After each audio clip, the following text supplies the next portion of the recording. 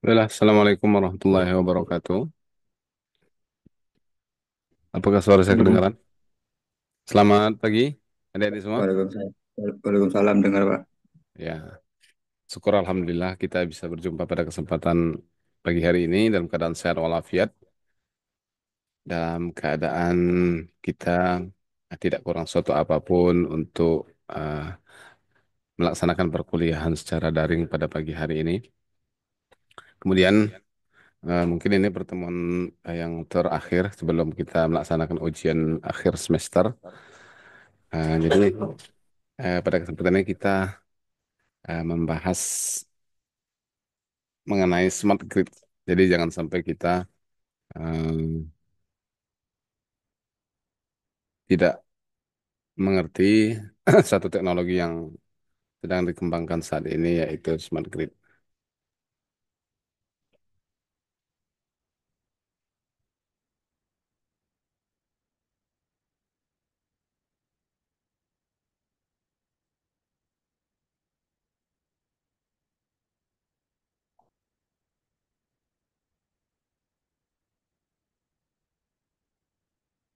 Jadi PLN pada saat ini sudah mengembangkan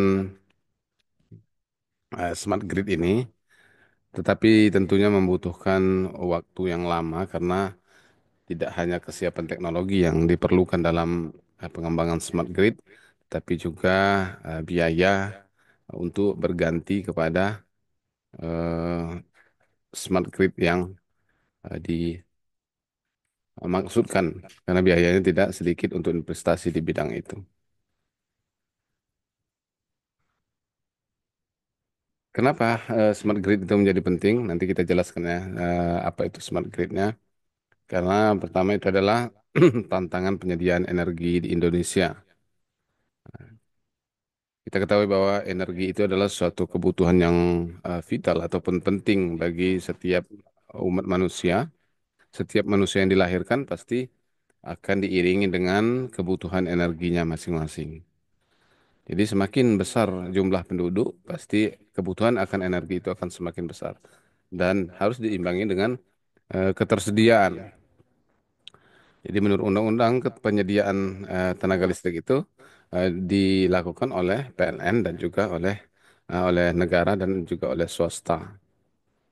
Jadi tidak bisa juga kita masing-masing eh, me- apa, menyediakan tenaga listrik kita sendiri atau tenaga energi kepada diri kita sendiri. Efisiensi operasional eh, ada satu permasalahan dalam sistem transmisi saat ini yaitu losses atau rugi-rugi pada jaringan itu masih tinggi menurut catatan PLN itu 9,32%. Bayangkan ya, 9,32% dikalikan dengan jumlah daya yang dibangkitkan atau sorry, daya total yang disalurkan yang diterima oleh konsumen itu sangat besar berapa miliar gitu kan. Untuk distribusi itu 7,24% dan transmisi 2,25%. Dari sini kita lihat bisa bahwa di distribusi itu memegang persentase yang lebih besar. Mengapa demikian? Karena tegangan pada distribusi itu lebih rendah, 20 kV dan seterusnya. Nah, maka di sini akan lebih besar rugi-rugi yang dialaminya. Sementara pada transmisi dengan tegangan tinggi itu hanya 2,25%.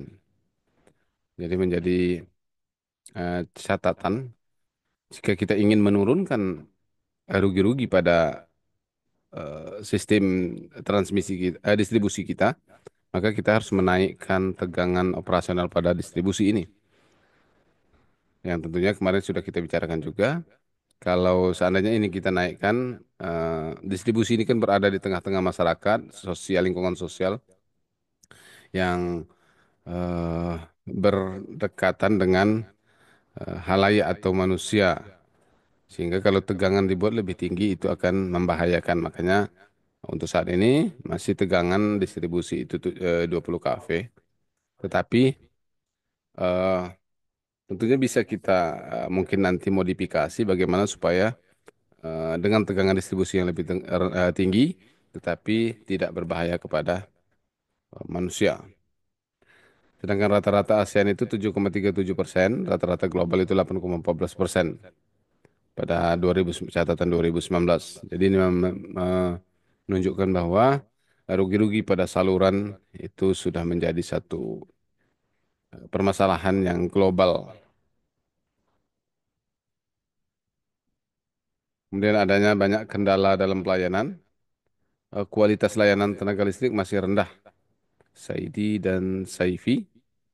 Artinya kan apa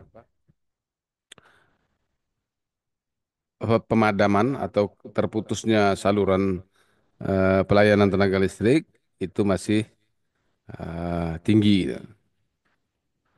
Kemudian perlunya energi bersih juga menjadi tantangan yang untuk dikembangkannya smart grid ini. Nanti akan berhubungan dengan bagaimana eh, eh, sumber-sumber pembangkit energi baru terbarukan yang tentunya skalanya kecil dan juga berada di tengah eh, masyarakat, seperti misalnya tenaga surya, tenaga angin, dan lain sebagainya. Jadi ini nanti akan berpengaruh kepada sistem penyambungan saluran distribusi dan transmisinya. Kemudian keberlanjutan asas atau sustainability. Jadi produk listrik masih didominasi oleh energi fosil. Itu 88, mungkin sekarang sudah turun ya dari 88% dengan 66,5 batu bara. Oh, 88% batu bara, 66% gas dan sorry, itu ada 66,5, gas 21,9 dan PBM 4,23% solar.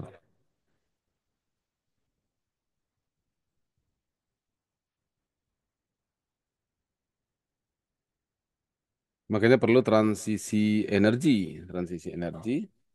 atau dari eh, energi fosil kepada energi baru terbarukan.